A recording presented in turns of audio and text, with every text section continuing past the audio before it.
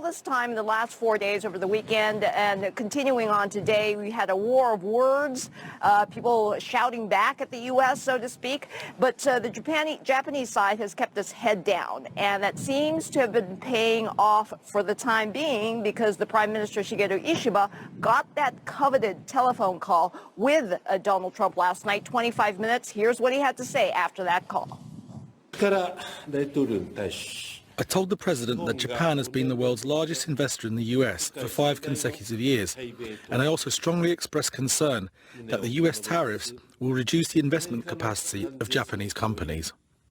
This is full court press from the Japanese side. It's moving like clockwork this morning because everyone who's anyone in Japanese government got together at 8 a.m. and huddled on a strategy. An hour later, the finance minister came out and said, look, I'm going to talk to my the counterpart, the U.S. Treasury Secretary. And mind you, a lot of economists are saying, look, the strength of the yen could be on the cards.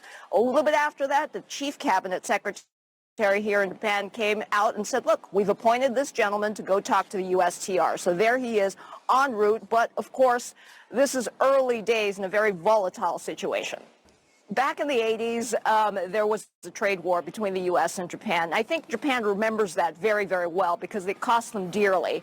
And we know that Donald Trump remembers that era, in the 80s as well. And back then, Japan conceded by doing something called VERs. Those are voluntary export restrictions. So Japanese exporters, car companies basically said, look, we're going to restrict the amount of exports because you don't like the fact that Toyotas and the like are killing the U.S. competitors.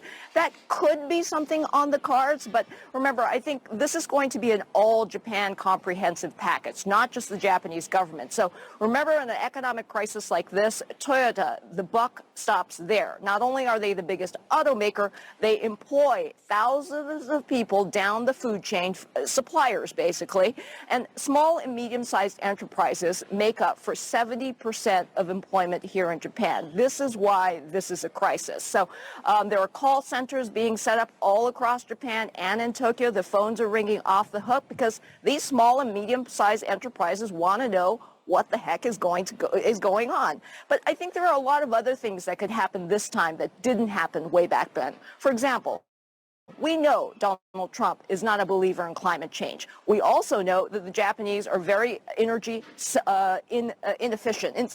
They're not self-sufficient in energy. So they've been buying a lot of LNG. There could be a deal struck on that front as well. I mean, there could be other ideas tabled, fresh investment from Japanese corporations.